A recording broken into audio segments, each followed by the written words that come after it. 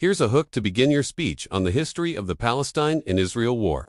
Designed to immediately draw in the audience with emotional clarity and thoughtfulness. Imagine being born in a land where every sunrise carries the weight of yesterday's sorrow, where a neighbor's story feels like a stranger's truth, and the ground beneath your feet holds the memory of both joy and heartbreak. This is not just the story of a war. It is the story of two peoples, one land, and a century of wounds still waiting to heal. Would you like a shorter version too, or something more dramatic or poetic? The land known as Palestine lies in a region that has been sacred to Jews, Christians, and Muslims alike for thousands of years.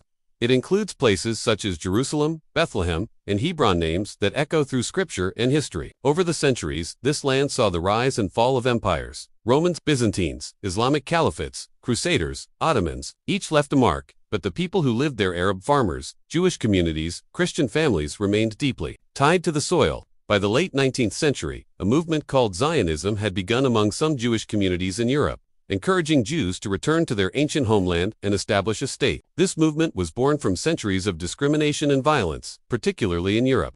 At the same time, Arab Palestinians who had lived in the land for generations had their own cultural, economic, and spiritual connection to it. More Jewish immigrants began arriving in the early 1900s, mostly fleeing. European persecution tensions started to rise. Arabs feared they would lose their land and identity. Jews feared being denied a safe refuge after facing so much hatred. Elsewhere, the British, who had taken control of the area after World War I, found themselves caught between both groups. They made promises to both, adding to the confusion and resentment. What was once a land of many faiths coexisting, however imperfectly, began to fracture.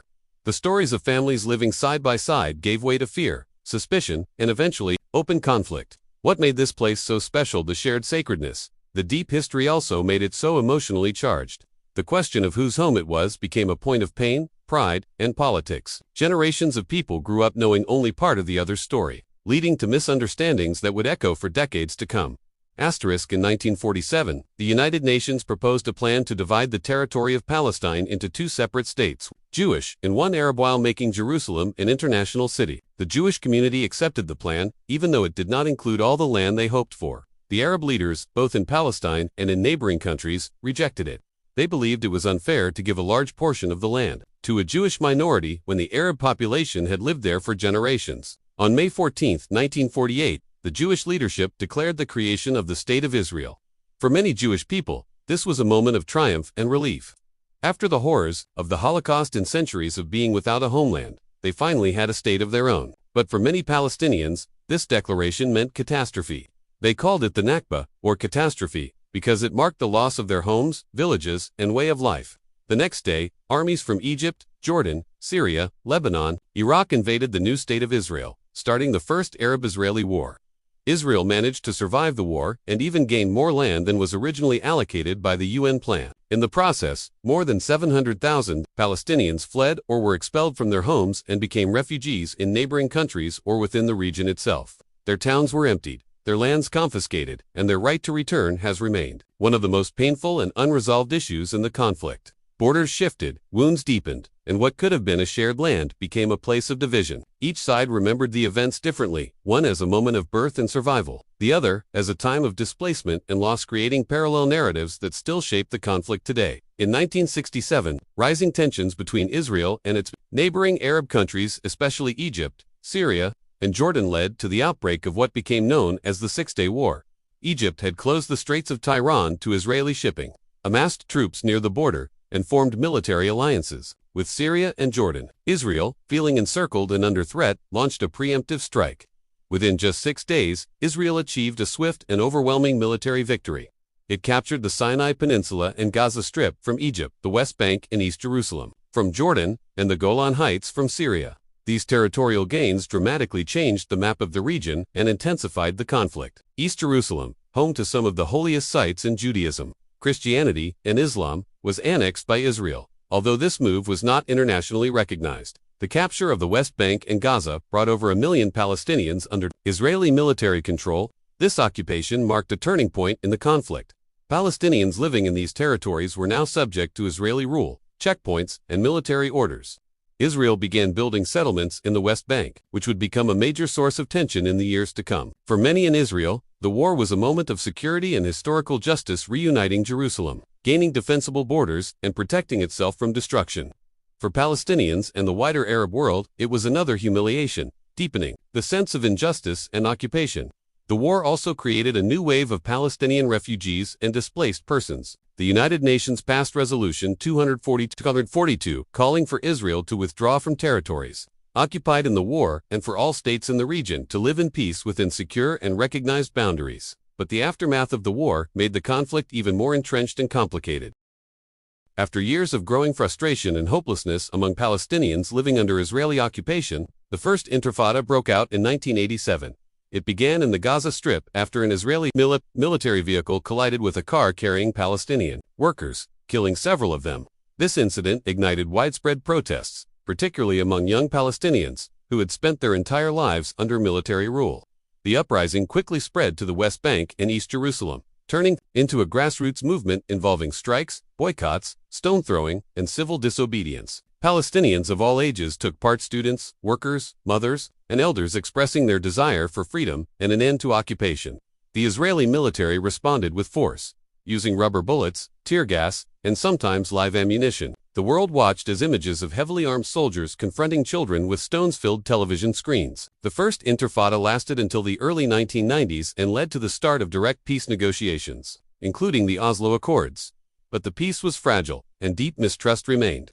In 2000, after peace talks failed and political tensions rose, the Second Intifada erupted.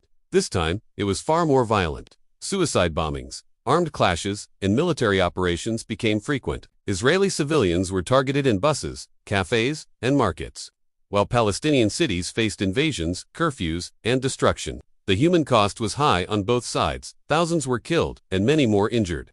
Israel began building a separation barrier in the West Bank, citing security, while Palestinians saw it as a land grab.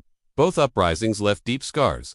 Many Palestinians felt that peaceful resistance had failed, while many Israelis lost faith in negotiations due to the violence they endured. These uprisings weren't just about politics, they were cries from a generation born into occupation, demanding dignity, self-determination, and the basic rights they believed had long been denied. Over the decades, numerous efforts were made to bring peace between Israelis and Palestinians, but nearly all ended in disappointment. The most significant breakthrough came in the early 1990s with the Oslo Accords, a series of agreements that aimed to lay the groundwork for a two-state solution. These talks were the first time Israeli and Palestinian leaders officially recognized each other. Palestinian leader Yasser Arafat and Israeli Prime Minister Yitzhak Rabin shook hands on the White House lawn, offering the world a rare moment of hope. The plan was to gradually transfer authority over parts of the West Bank and Gaza to the newly formed Palestinian Authority, while working toward a permanent peace. But trust quickly eroded. Acts of violence by extremists on both sides undermined the process. In 1995, Rabin was assassinated by an Israeli ultranationalist who opposed the peace deal. Meanwhile, Palestinian suicide bombings and Israeli military crackdowns deepened the fear and anger. Later negotiations, like the 2000 Camp David Summit and the 2007 Annapolis Conference, also failed. Key issues such as the status of Jerusalem, the right of return for Palestinian refugees, and final borders remained unresolved. Each side accused the other of refusing to compromise. As the peace process stalled, Israeli settlement expansion continued in the West Bank, making a future Palestinian state harder to envision. Palestinians felt that negotiations led to more occupation, not less. Israelis feared that giving up land would not bring security, especially after experiencing waves of violence. International mediators tried again and again, but their proposals often lacked strong enforcement or were met with skepticism. The longer the conflict dragged on, the more people lost faith in diplomacy. Generations grew up knowing only division and disappointment, making the dream of peace feel more distant, even as the need for it became more urgent. In 2005, Israel unilaterally withdrew its military forces and settlers from the Gaza Strip, ending a 38-year occupation. For a brief moment, this move raised hopes that Gaza could begin to build its own future under Palestinian control. However, internal divisions quickly surfaced. In 2006, the political group Hamas won legislative elections in the Palestinian territories. Surprising much of the world, Hamas is both a political organization and a militant group that rejects Israel's right to exist. After a brief and violent struggle with the rival Fatah Party, Hamas took full control of Gaza in 2007. This triggered a blockade by Israel and Egypt, who cited security concerns over weapons, smuggling, and attacks. The blockade severely restricted the movement of goods and people, creating deep economic hardship for Gaza's 2 million residents. Since then, Gaza has faced repeated cycles of conflict between Hamas and Israel.